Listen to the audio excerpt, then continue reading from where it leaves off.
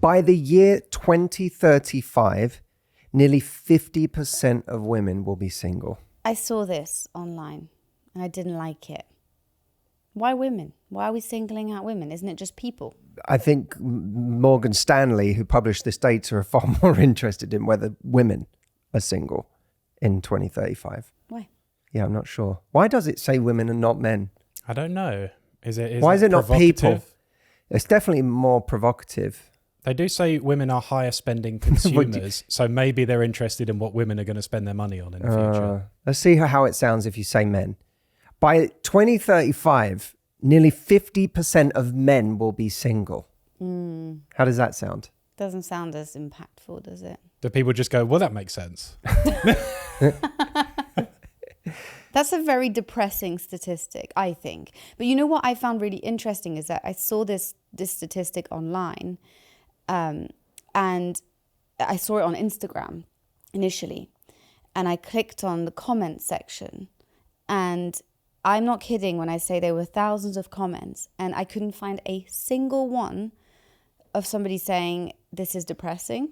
Every person commenting, like I would say 90% of the comments were from women and about 10% from men. And all of the comments I saw from women, of which I read like dozens, were like, thank God, like enough of men. Yeah, that sounds like a peaceful life.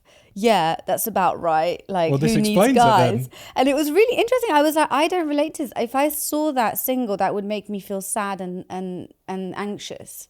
It wouldn't make me go like, well, yeah, personally. So I was actually quite surprised by that. And I think we should be specific. The study talked about women aged 25 to 44, which one would expect is sort of prime coupling years, right? It's not the like, I just came out of a 30-year marriage.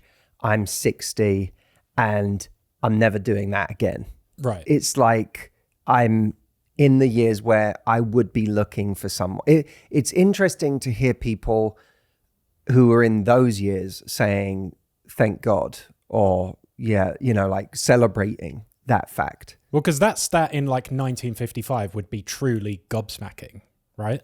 Almost feels like a reaction to, you know, the boomer generation and how early they got married and had children, and it's almost like the pendulum has swung so far the other way and it's continuing to swing really far this other way. But what you're suggesting seems more to do with just disillusionment than simply like a sort of rebellion against what our parents did. It's almost a cynicism of like, I've been pushed so far, this is such a mess, I hate what dating is presenting so much that I'm just done.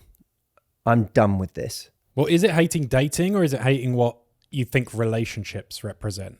Is it like a hyper autonomy where we've just got so used to being on our own, maybe through, we just had a pandemic that no one wants to remember. There's been lots of trends leading to people being more in their house, video games, streaming, internet, all that stuff. Is it just like people have just got so used to their autonomy, having life the way they want it, that relationships are just not as appealing? I definitely associate that more with people getting into their late 30s, 40s and so on, because we just get very kind of set in the way we like to live our life. And I think the older we get, the more, in some ways, the worse we are at making space for another person, because we just like our life the way it is. We don't want to change it all up.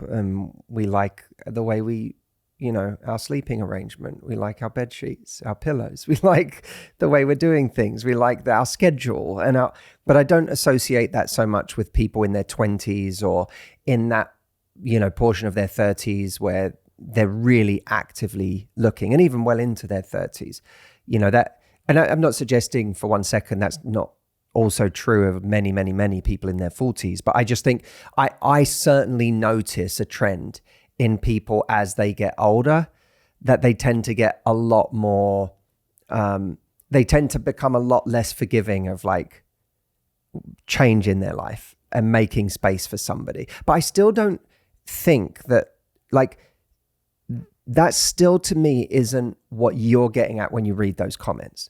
Because those comments suggest to me people who are mad at what is on offer as opposed to against a relationship. That's what I was going to say. I think it's a defense mechanism. If you've had so much disappointment, if you feel like it's not going well for you, the dating apps are just soul destroying for you. You're not getting matches, or you're just getting dicked around, frankly, every time you do go on a date with somebody or talk to somebody.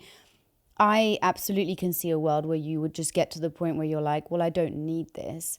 And instead of, it's almost like, how can I shut down the part of myself that does want companionship, and instead go, I'm going to just invest in my life and almost see that as this hindrance to my life and this negative thing, rather than it be this kind of additive, positive thing to your life.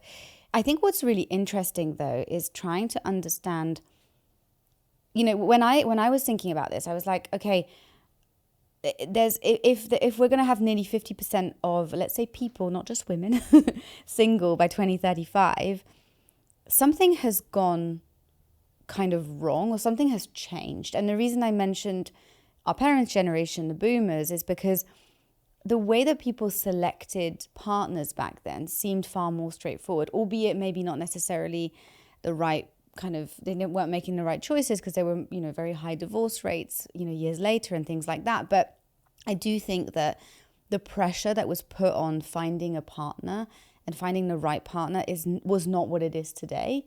And I wonder if a combination of that pressure, what relationships have come to mean to us, and how a relationship needs to be a best friend, needs to be a confidant, needs to be the best sex of your life, the this, the that, the everything, needs to be everything, actually.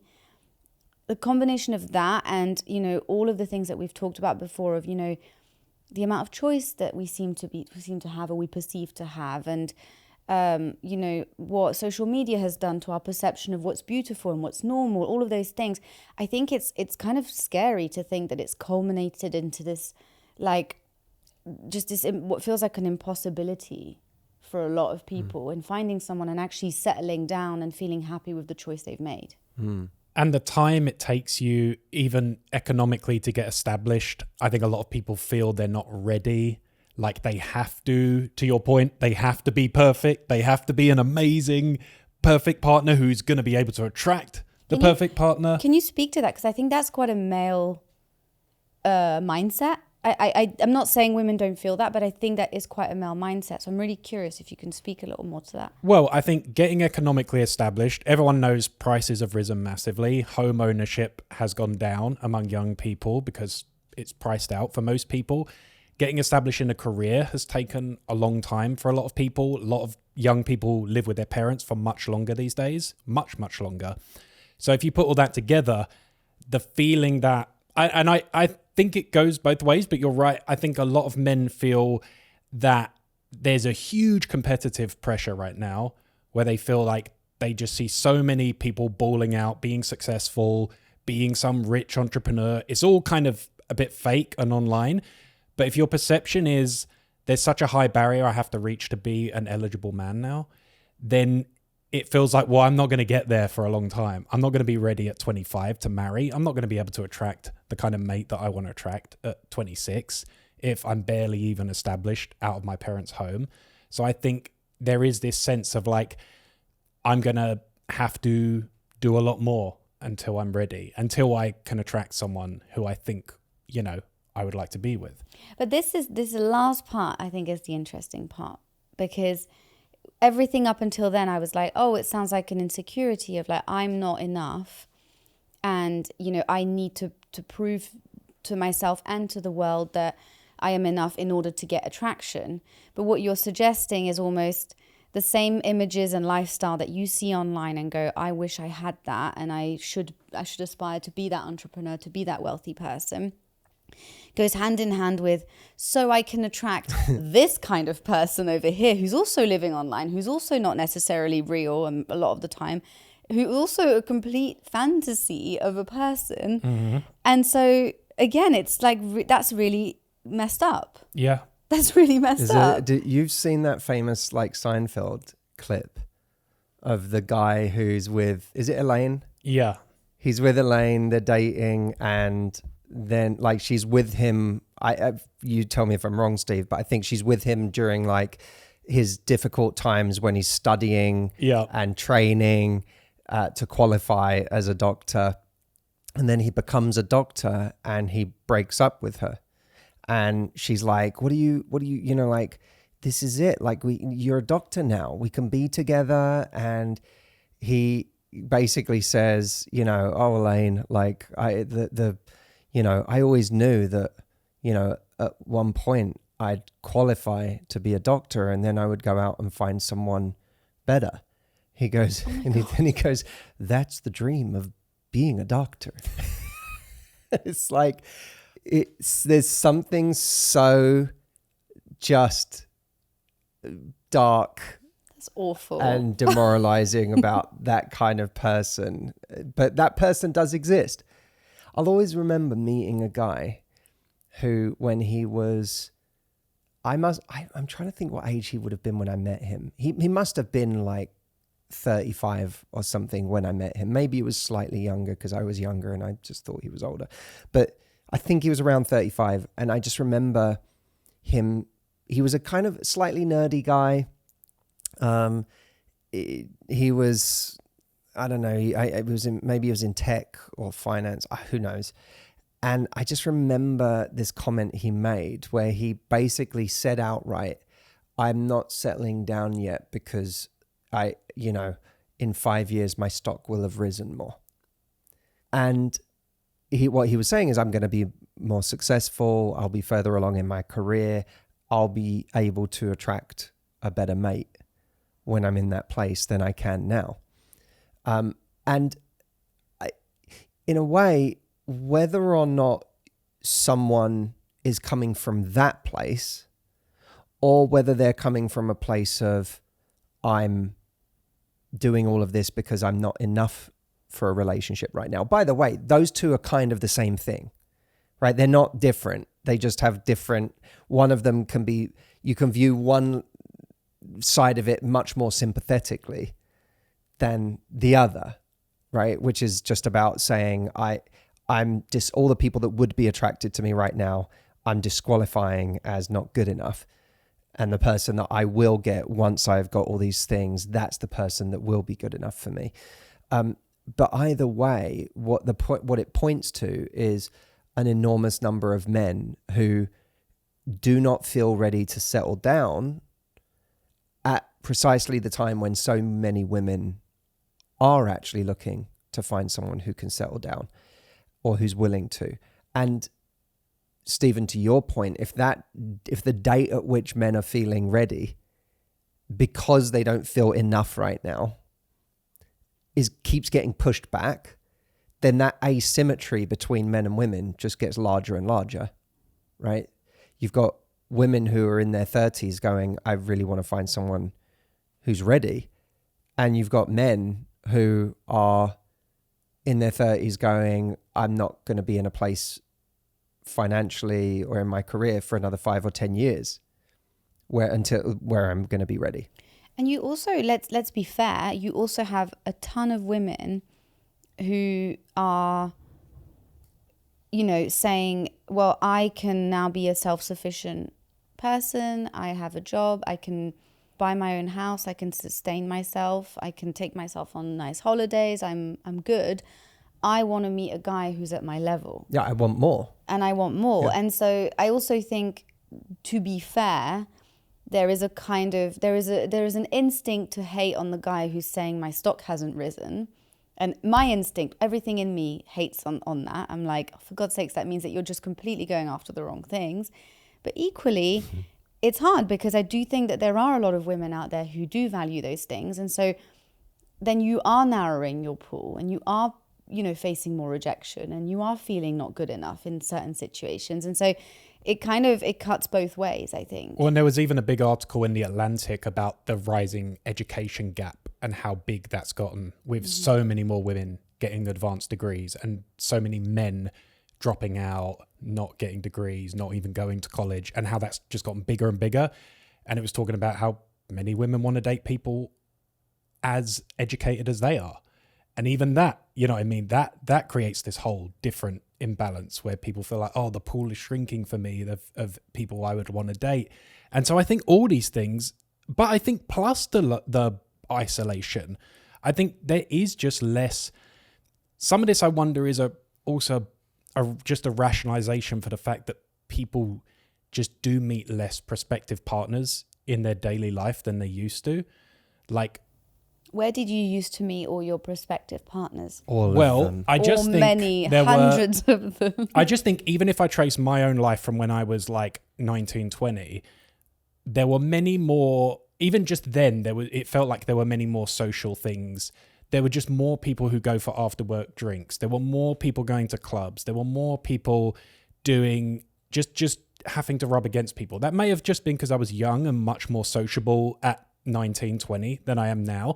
But I do think we've seen through our lives a bit of the retreat to the indoors life for a lot of people, or at least a more indoorsy life where it's just, there's more fun stuff to do at home.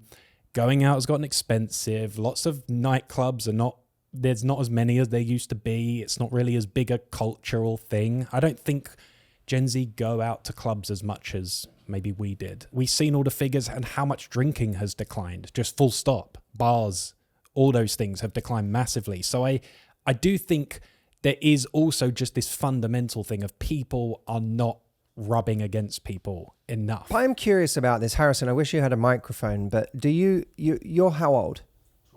28. Like, do you agree with this, or do you see, like, is the happy hour culture still thriving and people are going out after work in their 20s and doing those things? I don't think they are. You don't think they are? I mean, at least me. Maybe like really hot people. Harrison, you're said, really at hot least people. Me. Maybe really hot people are doing that. You're plenty hot, Harrison. I think that's very interesting, because I certainly remember a kind of, I remember living in like China and the after work culture was so huge. It was like every night there was like people going out for drinks.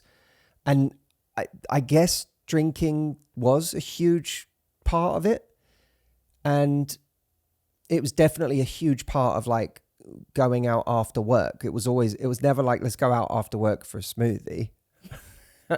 Like, it may be for dinner, maybe, but it was more about like going out. You've been living in LA too long. No, that's my point. It's like, that's a completely, that's not a reference that no one would ever do that, you know? So for me, my 20s was definitely, there was a kind of like go out after work culture. And you're saying that's disappeared. Harrison is backing it up. At least declined.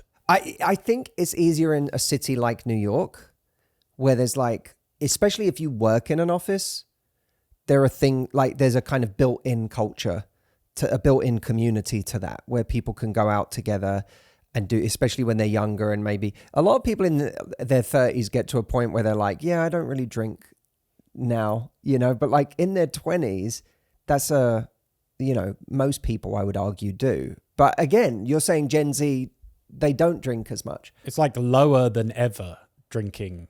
Like most rebellious stuff, you'd call rebellious stuff, has gone down. Some for the better, drinking, smoking, but it probably affects or is a result of social life declining as well. Yeah. I find this all very depressing. Yeah, but we have to be real where people are. I think people do, and I don't think it has to be depressing in that. I don't think on an individual level, I think there's actually quite a lot of antidotes to being isolated, and it doesn't actually take that much, I think, to massively reestablish connection with people, to build a community. I don't think it's actually that difficult on an individual level to do. Do you want to know the reason why you can't seem to get the love life you want? It is not because you're not attractive enough, or special enough, or worthy enough. And despite how complicated dating seems to have become, beautiful new relationships are found every day. It is not some fairy tale. It's real, and it is possible for you. So then why does it feel like it works out for everyone else but you? The truth is, The game of finding and keeping love is rigged for you to fail. It's like this impossible competition of trying to prove that you are more special than thousands of other people on dating apps, which is a game none of us can win. And on top of that, it's like we get forced into having to convince someone else to put in enough effort just to go on a first date, let alone invest in a committed relationship. And all of this before the real relationship has even begun, at which point for many of us, our own insecurities and self-sabotaging patterns start showing up. Listen, we have to take back control and start playing this game on our own terms, or nothing will change. The good news is that you can reset the way that you approach your love life right now. When you do, things are finally going to start falling into place. I promise you, it is not too late. That's why I'm hosting a free live training called the Love Life Reset. Inside, I'm going to show you the one crucial step almost everyone misses, the step that hands you back your confidence, your peace, and your excitement for love. So if you want to take your power back, click the link, save your spot, and let's do this together. I promise you, you can get different results in love. Just join me for the Love Life Reset training, and I will show you how. See you there. Well, let's talk about that. Before we do, I do want to throw in one more thing to add to the picture, because I do think this is a massive thing we haven't mentioned. And it's not new. I'm, the 1 millionth person to state this, but the way that we approach our devices now and the way that we're addicted to novelty, the way our dopamine center is just taught to, we have become pure dopamine addicts. That has, I think, led to a real problem in relationships, because relationships are, by definition, slow burn, right? An encounter is not a relationship. A hookup isn't a relationship. These things live still in the world of novelty and dopamine.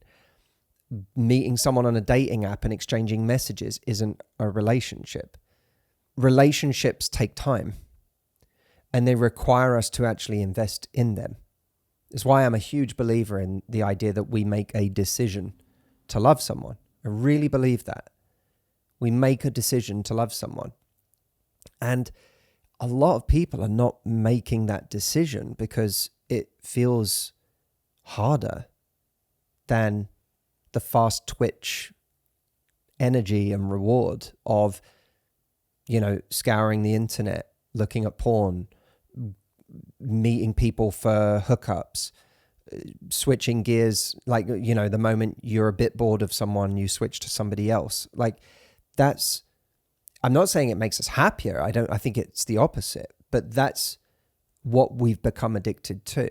Can I just piggyback on that? Because I think you're so right. I love what you said about love is a decision and relationships are a decision. I think people they're afraid of making the wrong decision as well. So I think it's everything you said, and the fact that the stakes feel so unbelievably high when it comes to choosing a partner. And as a result, people are waiting for a feeling to manifest to tell them that this is the right decision. That's why when you know is such a popular phrase. It's a very dangerous phrase. I was going to say, I don't like that phrase. It is a dangerous phrase, absolutely. But the reason people use it, ad nauseum, is because it's a definition of waiting for a feeling to happen to you, and for that feeling to be the reason that you decide you are ready to commit to this particular person, instead of realizing that you will meet a bunch of imperfect people and they won't necessarily be exactly what you wanted them to be when you were out there single looking for someone. But the decision that you make in investing in that relationship, choosing them every day, waking up and seeing them with fresh eyes, all the rest of it, that's the thing that's going to create a beautiful relationship.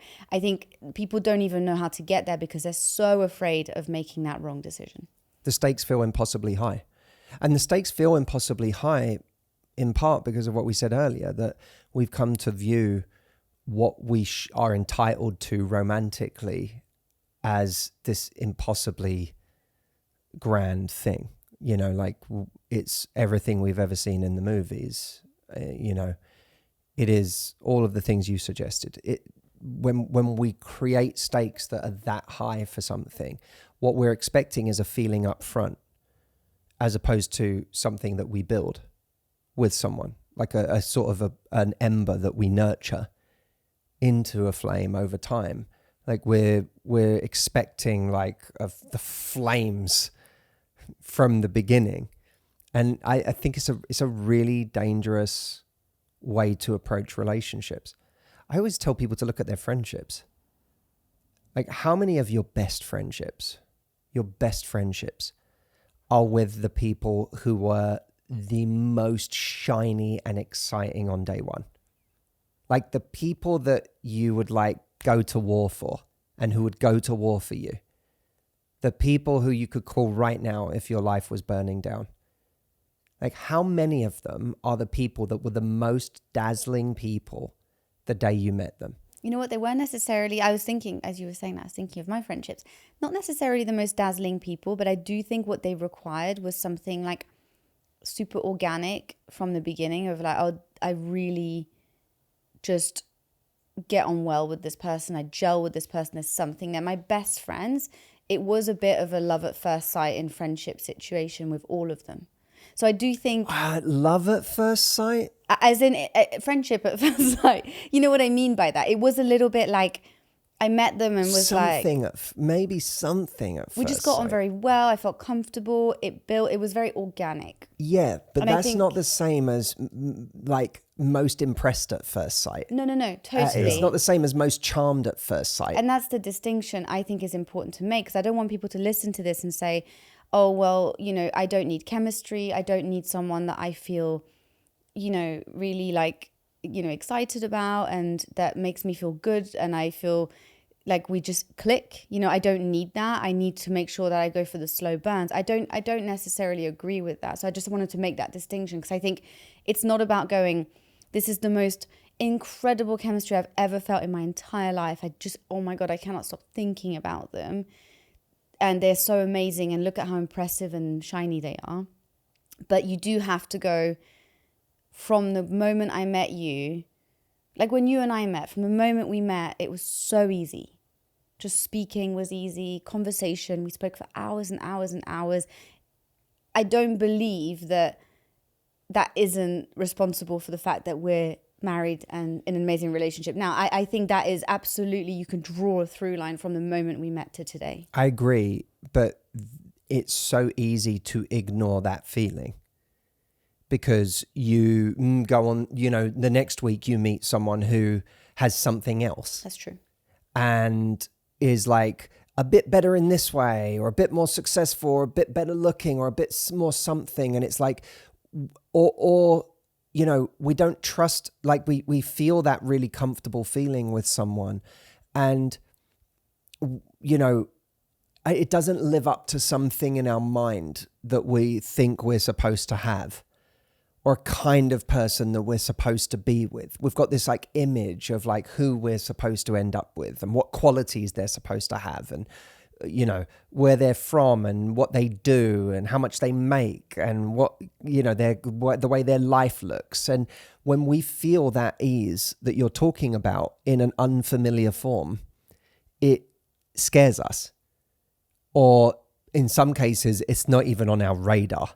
It's like you had the most comfortable, easy exchange with someone you've had in months, and you don't even actually consciously connect to the fact that that was the case. But they're 5'8". No, but that's kind of what you're saying, yeah, right? But anything. But list 100 reasons why you I'm can not going disqualify after people them. who are 5'8". I'm more making fun of the fact that, you know, we reject people all the time based on incredibly stupid shit things. Exactly. Do we think though, it feels like we've got two categories of people here, because we've got, and I agree with both, we've got the people who are being choosy or who are maybe looking for something unicorn syndrome, you know, whatever it might be. But there's also the people for whom they probably don't even relate to this, right? The Institute for Family Studies said that the percentage of adults who have sex weekly has dropped from 55% in 1990 to 37% today. So many people are not even having, there's not like everyone's having a sex buffet of regular partners and going, oh, I just don't know who to pick. Some people are just not even, the concept of regularly meeting and having different partners is alien to them. Well, that's not even happening. Yeah. And some of that I really believe is people who have, just gotten so addicted to the various forms of stimulation and comfort that are available to all of us that are highly addictive, and that it's far easier to grab for the remote and watch Netflix, or to grab your keyboard and play video games, or watch porn, or get on an online community where there's anonymity, or, where you can safely interact with people from a distance, or talk to AI now and have a relationship with AI in some form or another. Those things are there's such a higher degree of safety and comfort. It's far lower activation energy than having to leave your apartment, go out into the world, make friends, invest in friendships, talk to people, risk rejection. But by the way, I don't think that the kind of entitlement or the image we have in our head of the kind of person we'd like to be with doesn't factor into that kind of person. It only factors into the person who's out there playing the field and hooking up. It can just as much apply to the person who's in their home, never meeting anybody, because what they're presented with is perfect images online all the time. Oh yeah. But, perfect, characters in video games who have proportions that could not exist in an actual human body. Online interaction or sex that isn't readily available to them from the person that they meet from a dating app today. Like, there's still an idealization that happens. Yes, that's true. That makes it impossible for a real person to walk through the door and grab their attention. Yeah, and you those people can become even more abstracted away from what normal people are like. You know what I mean? And so you start to become more and more judgmental. And again, which is why I think, I'm using the term rubbing against other people, but I mean, bouncing against people in your everyday life is so important, I think, for normalizing your expectations, for giving you a range and a sense of what's out there, for even just seeing your friends' relationships and seeing people date all different kinds of people. They're not all like these perfect 10 out of 10 shiny relationships. Everyone has their flaws. I do think it's just extremely healthy to have some regular community contact. People like Scott Galloway have talked about this a lot, but if I was that age and isolated, that would be one of my first priorities right now. Let's see if we can narrow this down to 3 tools or 3 specifics for people who want to expand their social circle, their community. Maybe they feel like their life has become a little stagnant. They never meet new people. Opportunities aren't arising because their life is too stuck and stifled. What are some easy ways of doing this? Because for a lot of us, especially the introverts among us, and not just introverts, but people with busy lives, a lot of responsibility, you're tired. You're tired a lot. You finish the day, you're exhausted. Now it's the evening. You barely have the energy to make dinner, let alone go out and meet people and socialize and be involved in activities. It's like you've been working all day, and then the weekend rolls around and you kind of just want to chill or see a friendly face already that you feel comfortable with. And so it's easy to see how we get stuck in these ways, because we're already burning out without adding more to our plate in the form of expanding our social world. So with that in mind, what can we give people today that can help them practically without burning out? Look, there's no world where you get to stay inside all day and build a social life. That isn't going to happen. There has to be some give in if something is in your calendar, it becomes real. And for me, as a natural introvert who likes to spend time at home, I have to at least make sure, what's my thing I'm going to do this weekend, my one thing that's going to build some connection. That might be with an established person I already need to connect to. I've got plenty of people I know here in LA who I don't see enough.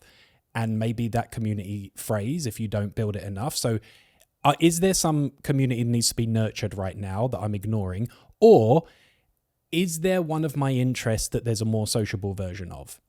I last year, I did a stand-up comedy course. That sounds high commitment, but it was actually like one class a week for 6 weeks. So not that much. One class a week. One class a week for 6 weeks. One evening, Tuesday evening. That's like what, a couple of hours of my time to go. I feel myself tensing up as you say it. Okay, but that was something I wanted to do. So for me, that didn't tense me up because it was something that was like, I want to go. Yeah, I looked forward to it because it was like, okay, so that's different. This isn't my job. It's fun. It's a bit nerve wracking, but it's not pressure for me because I'm not a stand-up comedian. So I'd go. Then there's like, instead of me trying to go randomly and do 5 minutes of stand-up in a club, I'm meeting with like 10 people every week. We're talking about comedy. We're trying some jokes with each other. And then you go home, right? It's like one thing a week. Now, I know not everyone wants to do, you hear those classes, you hear that sort of thing, and you go, oh God, I got to do that. But whatever like your thing is, like if it's lifting weights, go and do, there's a gym class near us where there's like 10 people going to lift weights every Saturday, right? Like if whatever your thing already you said is. that with such disdain. No, I like doing it. That's the one we go to. I've enjoyed doing it. That's but like, our thing. I'm saying it because it's very simple, but I'm saying there's Stephen's always. like, if you're one of those weirdos that likes to lift weights, I like Matt and I are looking at Stephen each other. enjoys lifting. I do like lifting weights. No, I just think there's a version of what you like doing already that has a group who are doing it. That's like one thing you can do. There's also people you probably already interact with who you can either make an effort to make a connection with, reach out and be like, hey, do you want to grab lunch? Be fun to like catch up a bit more. There's probably people in your life now who you're not attempting, maybe because you feel like, do they want to? The answer is a lot of people do want to be invited more than you think. So let's talk about this. I want to throw to Audrey here because you're really, really good at nurturing like peripheral relationships into something that actually turns into a far closer relationship. And in some cases, like a really close relationship. What do you see as like the number one thing that if people took away from this would help them as either a thing to practice or just like one key move that if you've got people in your life that you're not close to, but you'd like to be closer to, you should start doing? Well, thank you, first of all. I don't know if I'm that good at it. I think for me, like two things. I think if we really, really want to meet somebody, we have to recognize that that's not something that can necessarily happen on the timeline that we would like because there's a lot of different things at play. But something that can happen on your timeline is building a really robust and supportive friendship circle. And I think that when we have that sense of community, when we have that sense of belonging, and when we can always pick up the phone if we're feeling lonely, pick up the phone if something goes wrong, if we can joke about our bad dates with somebody, it just makes that whole process so much more enjoyable. And so that's the first thing I'll say. And I think that the most important thing is that we connect to the value and the desire of wanting to make friends as much as we connect to the value and desire of finding a person. Because then what will happen is that you naturally will create enough space in your life to prioritize it. It's really funny when you say, God, one class a week, that sounds like a lot. And in terms of our lives, it does sound like a lot because the way that we have orchestrated our lives in the last couple of years has not left room for us to prioritize something like that. Mm. But really, if you're going, I'm going to make this a priority, like your energy has to be freed up and you have to be able to create enough space and allocate enough energy in a direction that you think is going to bring you the biggest reward in your life. And so if you recognize that actually making adult friendships is one of those things, you have to make room for that. And for people who are like, okay, done, I'm going to make it a priority. Yeah. But like, I'm lacking, like, I just feel scared to like reach out to people and, you know, what if they don't want to hang out with me? What if, you know, they kind of just give me a cold response? What if I just seem like the desperate person, the desperate adult who doesn't have friends or is asking another adult to do something? Like what's like one last thing to just put a bow on this? What's like one practical thing that you would say people should start doing, either as a text message or a phone call or a way of re-engaging people? Well, I personally think that meeting people in real life is the best way forward when it comes to friendships. I think you do sign up to something like an exercise class or a stand-up comedy class, something where you're going to have regular touch points with the same group of people. And then you make an effort to talk to them. And you don't say to them, within 30 seconds of having introduced yourself, do you want to go for a coffee and be my friend? Like, of course, that would make you seem really intense, and that's a really scary thing to do. But if you get to know someone's name, you know their job, you ask them questions about their lives, you get on well with that person, I sort of think at a certain point you can just say like, I'm grabbing a coffee after class, do you want to join, if you fancy joining? Mm-hmm. Or you organize an event like a barbecue at your house, or if you don't have a garden, you can just organize like a gathering at your house with some friends and you invite them to that. And even if they can't come, you then have an excuse to take their number down. And then you can text them and be like, give me your number, I'll invite you if you can make it, no worries if not. And if they say they can't make it, then you can text them and say, what are you doing on Saturday? I was gonna go for a hike, I was gonna go for a coffee, whatever. If you're free, it'd be cool to hang out. Like, you can then kind of do that. And I think that the thing that we forget is that so many people in this life are lonely. We're all lonely. Like, I will never reject a friendship who comes to me. If someone who I think is a really nice, down-to-earth, lovely person. I'm actually thinking of someone in our gym. I'm not going to say her name, but there's a woman in our gym who is so lovely. And every time I talk to her, we have a great relationship. We have a great conversation.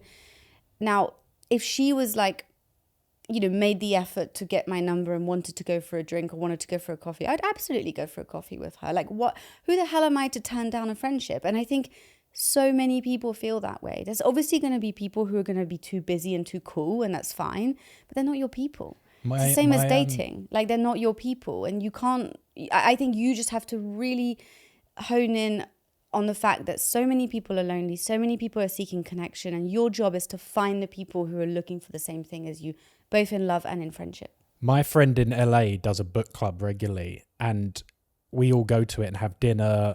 Like, it's one of my big interests, so they invited me because they know I'm into reading. And after you crushed it.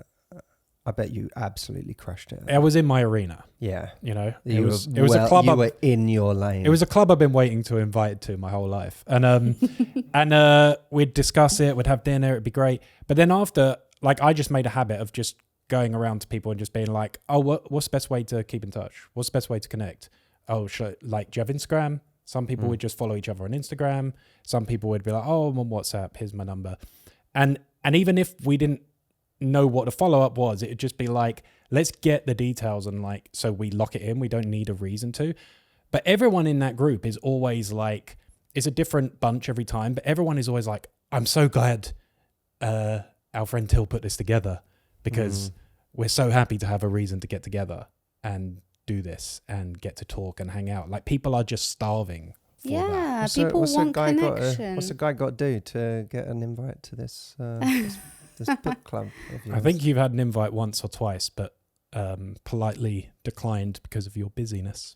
Well, there we go. Okay, well, no one remembers that. If you guys feel like you have questions around this subject, if you feel like there's something that we didn't cover, if you have tips and advice of your own on how to make friends and how to build community, and as you put it, Stephen, bump into more people, email us, podcast@matthewhussey.com. We absolutely love receiving your emails, so please send them in. And we've been getting some emails from people who are coming to join us in October for the retreat, so I'm excited to know that we're going to be actually getting the chance to connect with some Love Life listeners in the flesh in Miami, of all places. We are indeed. And we also share a little cortado. Maybe we did also, cortadito. Well, in London we went to the pub afterwards, but maybe that's the London vibe. I don't know. I think the Miami vibe is plantains and a Cuban sandwich. Mm-hmm. That sounds so delicious.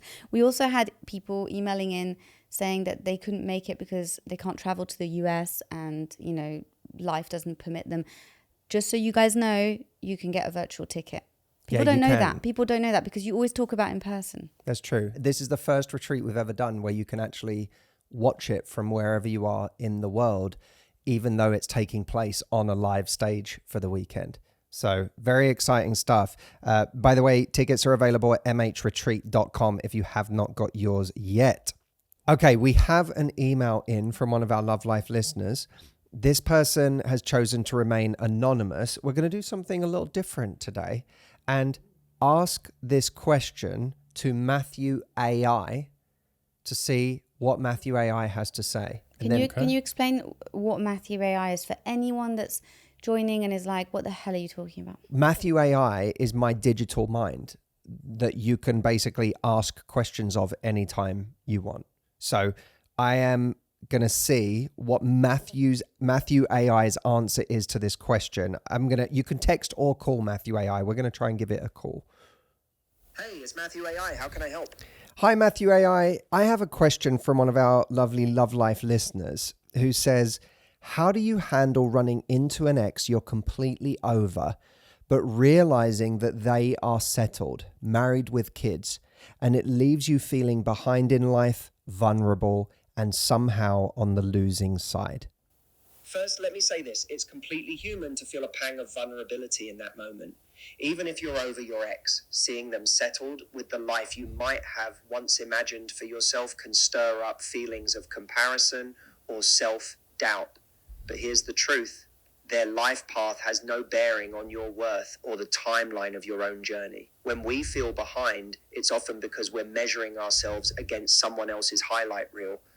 But life isn't a race, and the milestones that truly matter are the ones that align with your values and dreams, not society's expectations or someone else's story. Just because they've checked certain boxes doesn't mean they're happier or more fulfilled than you. And it certainly doesn't mean you're on the losing side. You're not in competition with them. You're on your own unique path. Instead of focusing on what they have, ask yourself, what do I want my life to look like? What steps can I take to create a life that feels meaningful and joyful to me? When you shift your energy toward building your own vision, those feelings of being behind start to fade, replaced by a sense of purpose and excitement for what's ahead. How does that perspective sit with you? Really bloody well, actually. That's really good stuff. That's great advice. To me, what is so important about that is only we really know what is right for us. And what's right for us might be something that's, you know, your ex could have gone on to meet someone quickly because they met someone who was right for what they're looking for. Maybe if you wanted what they were looking for, you would have found something quicker too. But maybe what you're looking for is more unique to you. So it doesn't get to be as fast. And again, like what Matthew AI said is so true. You have no idea how happy they are. So like you might as well just get that out of your mind because you're not in their head. You have no idea what's actually going on in their mind or in their new relationship. But regardless, even if they're the happiest person on earth right now, it's what's going to make you happy is unique to you. It's not the same thing. And it's easy, like you can apply this not just in a love life context, but in a career context. You could be comparing your career to somebody else's, thinking, oh, they're further ahead, or they've done this, or they're getting these opportunities. But you don't know how happy they are. You don't understand, you don't know their life. And you don't even really know if that would be right for you. Like you have to design a life that is right for you. Yeah. And that has its own timing. It's not a timing that you can compare with other people's. It is a timing that is unique to you. So it's really like you are comparing apples to oranges. Don't make it feel like you're comparing like for like. Like, are we in the same place by now? You're different people with different values, with different ideas of what you want. By the way, if that wasn't true, you'd still be together. You know what I mean? You're clearly people with different values, with different ideas about what you want. So it's going to be different. It would be bizarre if it all happened for you in the same way on the same timeline. And if, by the way, your life happens on the exact same timeline as someone else's that you're worried you could get behind, that's a sign that you're just tracking, you're literally just hitching your decisions to theirs. Like you're just trying to stay in step with them. And trying to stay in step with somebody else is the easiest way to get out of sync with your own values. Because you suddenly start dating someone so that you don't feel behind, or you suddenly start a business because your friend started a business and you feel like you're supposed to do that as well because they did, and you don't want to, like that leads to bad decisions. This is a time where you have to stop focusing on other people and just get in tune with yourself and what you actually want. I love that so much. I want to just add to that as well that, when we're comparing ourselves to other people, it's usually a sign that we're not happy in our lives. And so instead of focusing on how to make the comparison better, focus on how to make yourself happier in your life. And I think that's where the actual true peace will come from. And I speak about this from experience. This is no shade, but I think it really is when we look at other people and we say, oh my God, look at them, they're far ahead in this way, they're doing this and I'm not doing it, they're more this than me, they're more that than me. It's really nothing to do with that person and everything to do with how we're feeling about ourselves. And we have so much control over changing our lives and the way that we feel internally and the way that we approach everything. And so just kind of take the control back and see it as that was a very interesting trigger that happened that actually is going to lead me and propel me into making myself happier. And when I'm happier, I won't care that this person has these things that I don't yet have. Love it. Guys, if you are loving our conversation, but you wish that we would address your specific situation on the podcast right now, maybe you're wishing that I could help you with a specific conversation you're having, or you just want some insight on how to approach someone you see every day, I created Matthew AI for exactly this purpose. This is my digital mind that you can be coached by, having it in your pocket 24/7 anytime you need. You can try it for free, and if you love it, you can actually get it unlimited for just $7 for your entire first month. All of this you can find at askmh.com. And remember, you can ask Matthew AI anything from what a message means, to what you should say back to a message, to am I overthinking this situation? Can you calm me down? And it gives you real-time, personalized advice based on everything I've taught over the last 2 decades. It is wildly affordable, it is discreet, and it is insanely helpful. It gives you a level of tailored, contextual advice that previously was only ever available to people I worked with one-on-one. It is honestly remarkable. I am so proud of this product, and it has helped over 100,000 different users at this point. So I feel confident it will do the same for you. Go over to askmh.com and try it for free, or access it for unlimited amounts of coaching for just $7 right now.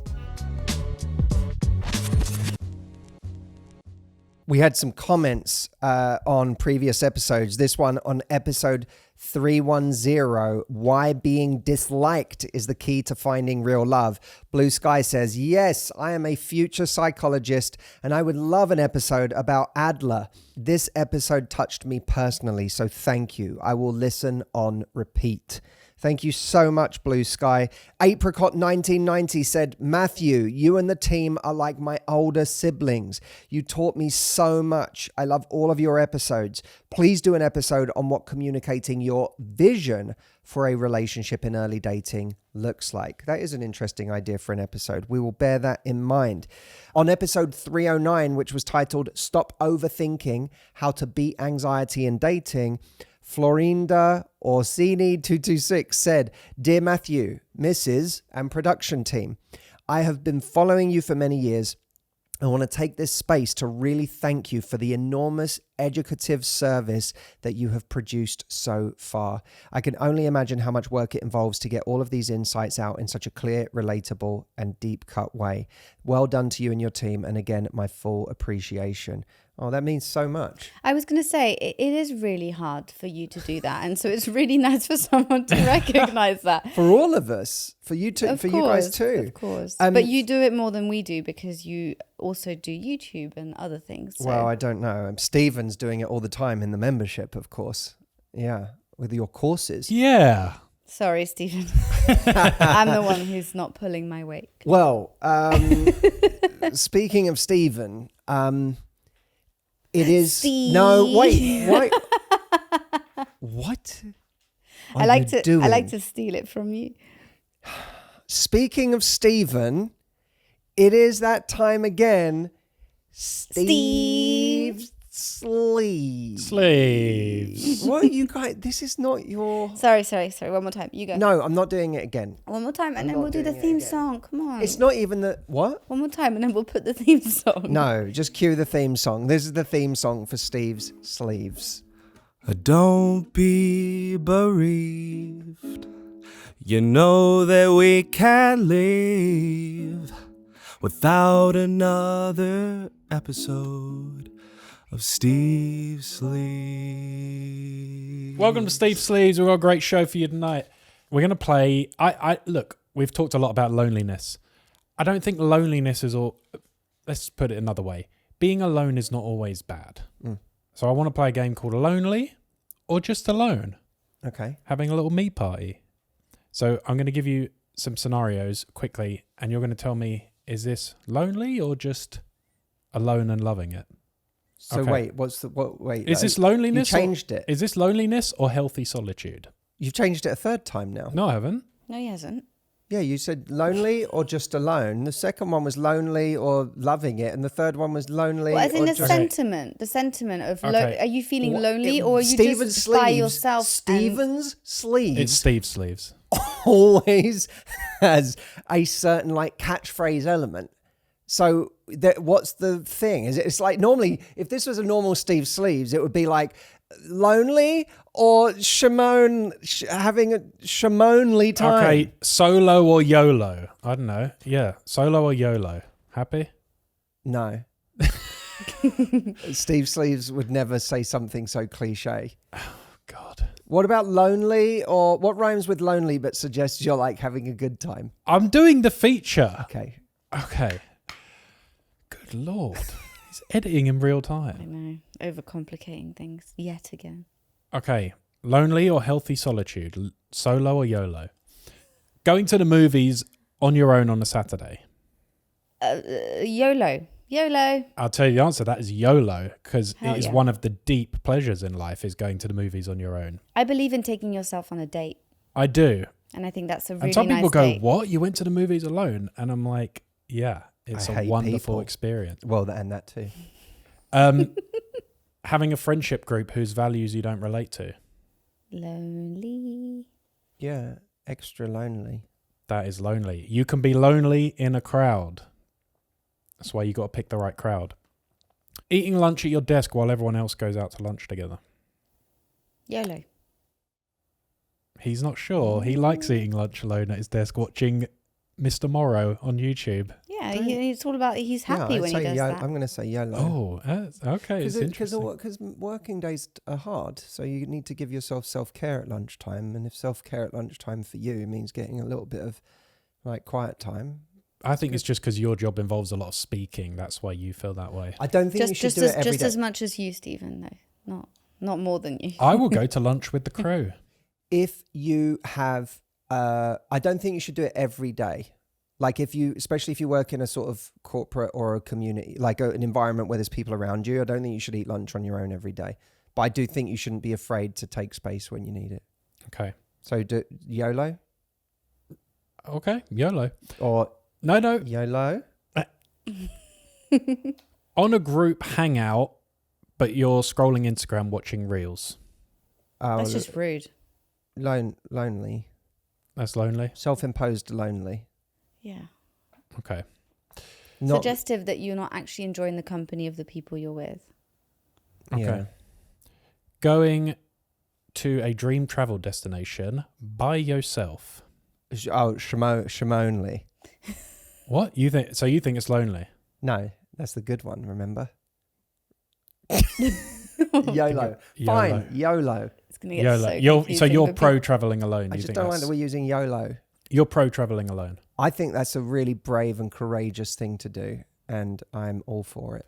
You have expressed in the past. I think you've only recently done that for the first time ever. No, you, that you was found it a years bit of a ago struggle. Oh, sorry. You found it a bit of a struggle though, but I've done it several times. For the first time, I really found it a struggle, and I realized halfway through I was having an amazing time. He was very dramatic about it first, though. I remember. All right, YOLO. That is not the level of empathy that you would give if someone called Wait, in you with said that the first story. time. The first time, but you've only done it once. Yes. No, but that's just a timing thing. You know, like you came along soon after that. Then what was I going to do? Say, Audrey, sorry, I'm going off on a vacation on my own. I See you would later. support you if you wanted to do We'll see about that. So we'll see how that's going to go down when I tell you that I'm going off to Shimonly Island. I actually really wouldn't mind if you went on vacation. You wouldn't mind? No, of course not. If it was making No, you wouldn't happy, mind. I wouldn't mind. If it was for a weekend.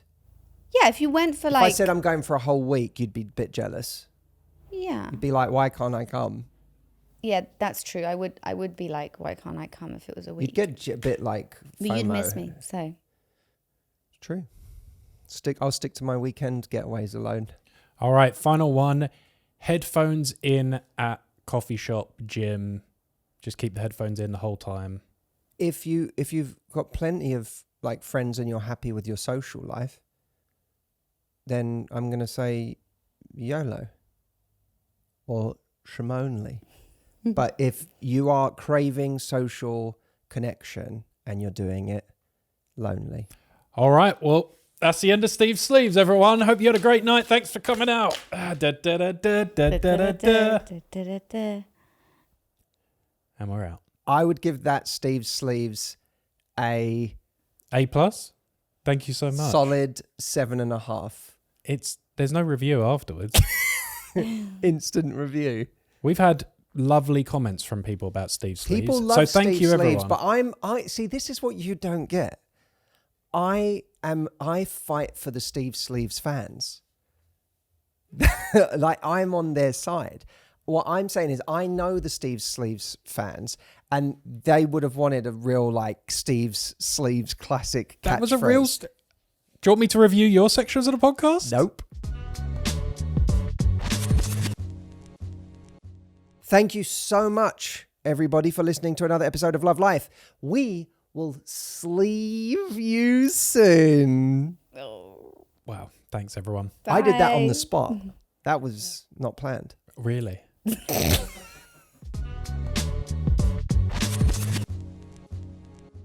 Do make sure before you leave this episode to go and sign up for the Love Life Reset, which is coming up very fast. It is my last free training of the year. I don't want you to get to next year and think, oh God, I could have had all this momentum in my love life. I could have had all of this control over my emotions and felt like my best self right now if I'd have only been to the Love Life Reset back in September of 2025. Don't miss the moment. Go over to lovelifereset.com and sign up, and I will see you there.